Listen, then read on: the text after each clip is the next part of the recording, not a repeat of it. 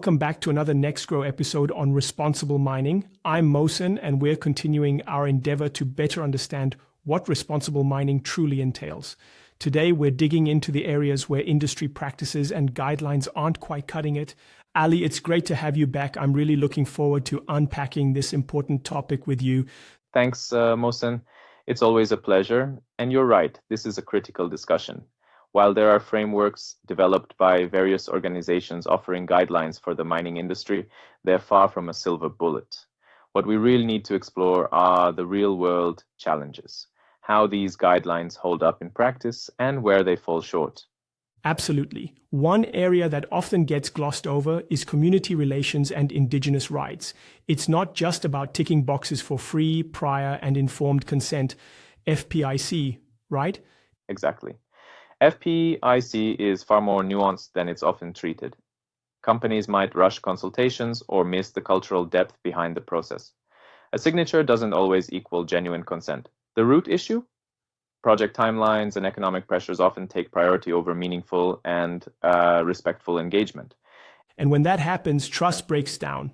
That distrust spills over into everything: land access, benefit sharing, long-term partnerships. Right? Take benefit sharing as a prime example. Communities frequently get the short end of the stick, especially when they're not negotiating on an equal footing.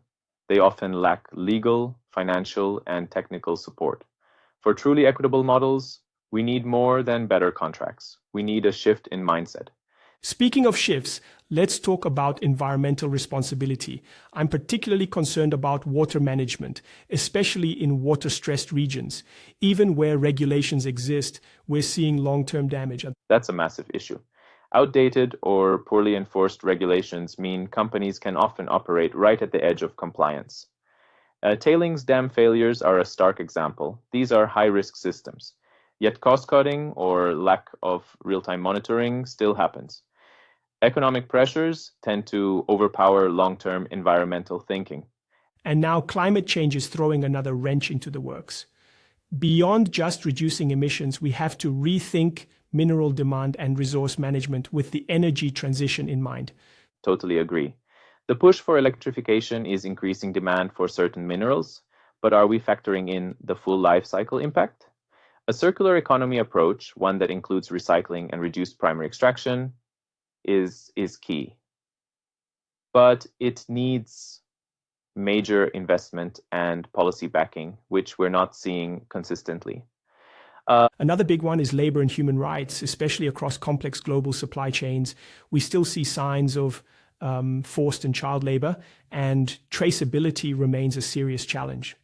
Yeah, the lack of transparency in supply chains is alarming.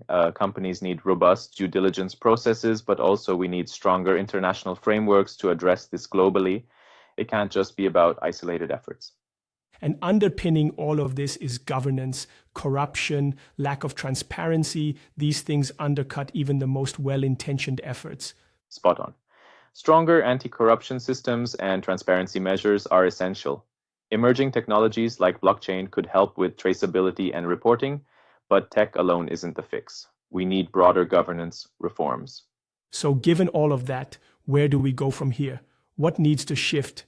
We need to move beyond basic compliance. Real change means embedding sustainability into core business strategy. That includes aligning policies, elevating indigenous inclusion, committing to transparent reporting, and investing in low-impact, high-value practices. Right? It's about being proactive, not reactive, creating value, not just mitigating damage. And that kind of transformation can only happen through collaboration between companies, governments, communities, and NGOs. We need to share learnings, innovate, and hold each other to account. Couldn't agree more. This has been a really valuable discussion, Ali. We've surfaced some tough issues, but also started to map out some potential ways forward. In our upcoming episodes, we'll first unpack the policy side, what's being proposed, what's missing, and then dive into some case studies to see how different companies are navigating these challenges.